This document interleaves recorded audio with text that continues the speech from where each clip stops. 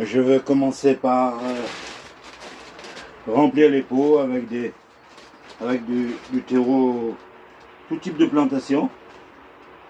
Voilà, cette fois-ci, j'ai pas pris des terreaux spéciaux semi-bouturage. Simplement, j'ai pris type tout plantation. Voilà, ça coûte un petit peu moins cher, mais bon. Après, on tente, hein, et puis on verra le résultat après, par la suite. J'ai déjà utilisé ce genre de terreau, mais le problème c'est qu'il faut, il faut faire attention, hein, que le terreau reste toujours humide. Voilà. Voilà, c'est comment ça se représente. Aujourd'hui, je vais faire une petite vidéo sur le semis de la coriandre. Comment s'aimer la coriandre en pot. On peut dire aussi comment s'aimer la coriandre en godet. Voilà. Libre expression à vous. Voilà, l'année dernière, j'avais fait un semis sur le persil en godet. Cette année, je vais faire un essai avec la coriandre. On verra si ça fonctionne. De toutes les manières, ce sera toujours une réussite pour moi, étant donné que à la base, j'ai toujours sémé de la coriandre directement en terre, dans des sillons. Si en godet, j'ai pas réussi la sémer, au moins je peux bénéficier sur la plantation de la coriandre en pleine terre. Voilà. Maintenant, je vais commencer à poser des graines.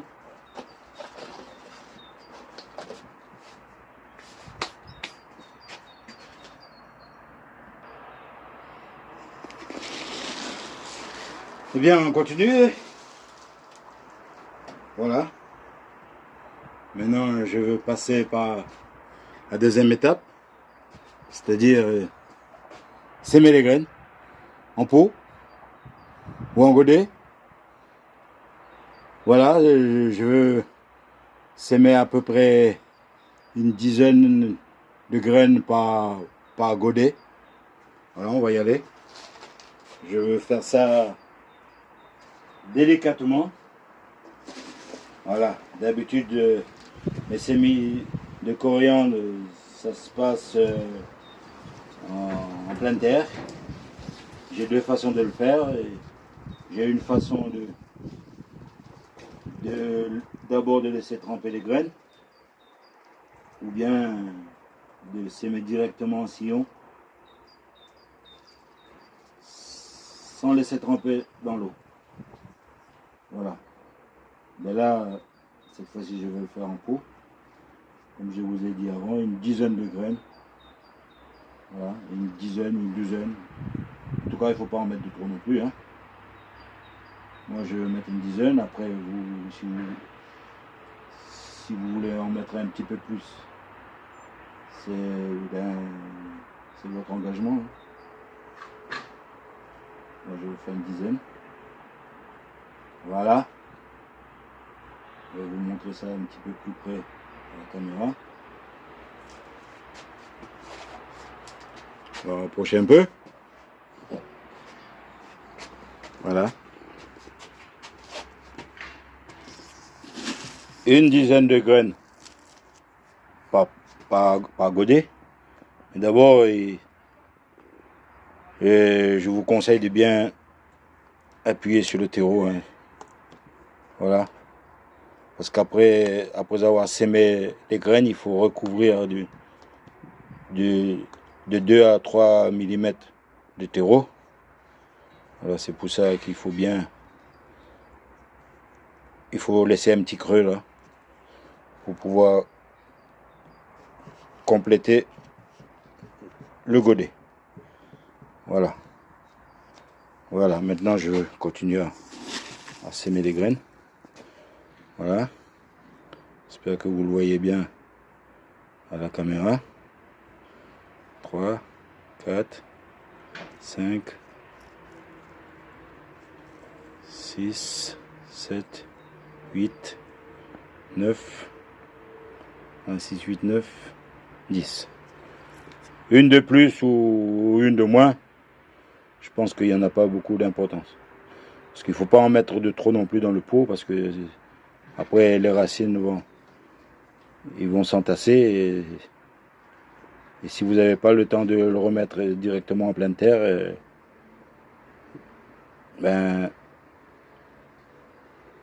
les plants ils vont avoir beaucoup de difficultés avec les racines entassées dans les terreaux.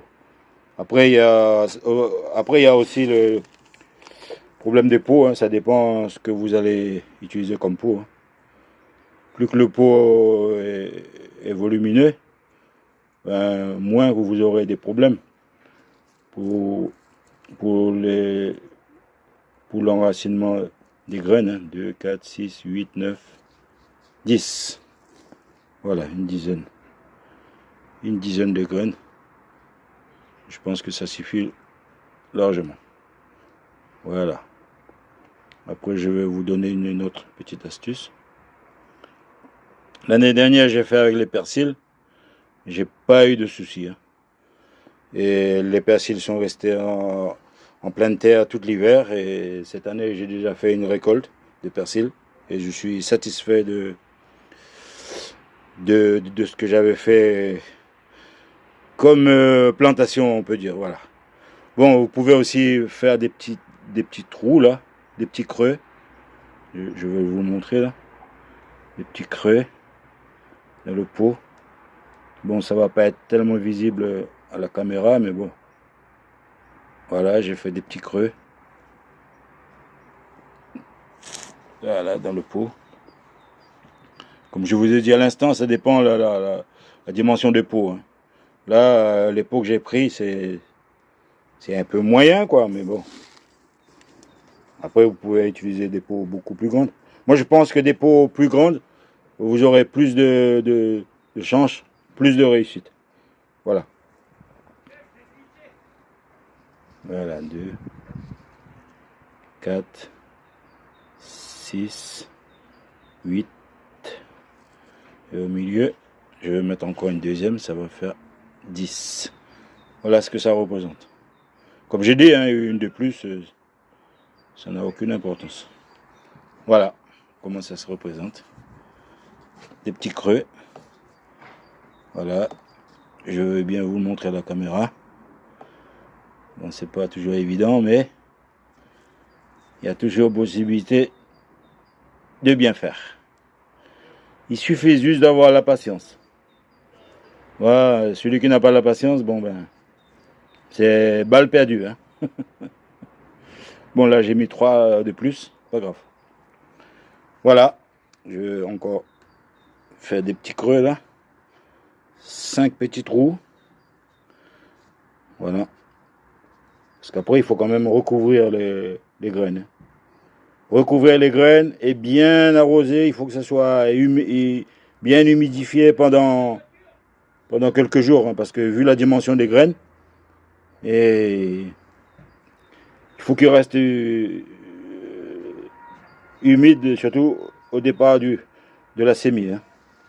Sinon, il n'y aura pas de germination. Voilà. Bien arrosé.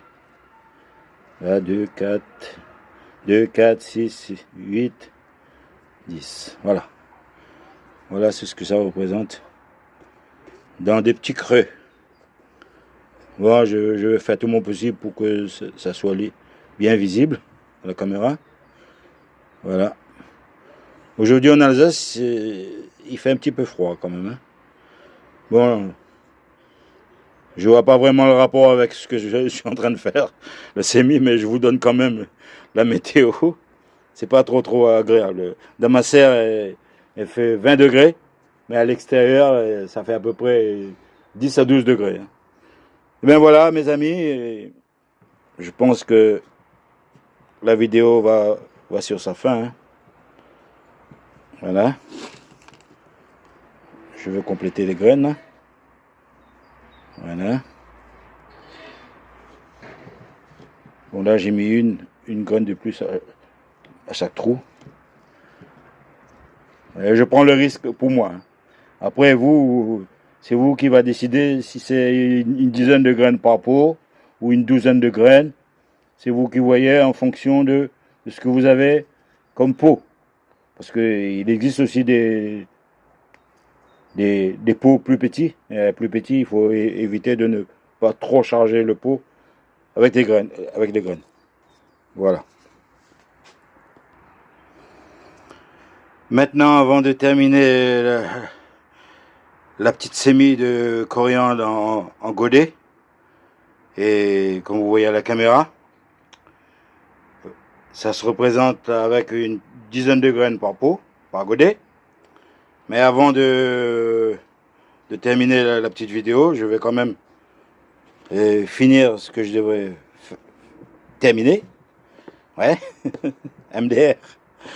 Mais voilà, je veux compléter avec 3-4 mm de terreau. Voilà.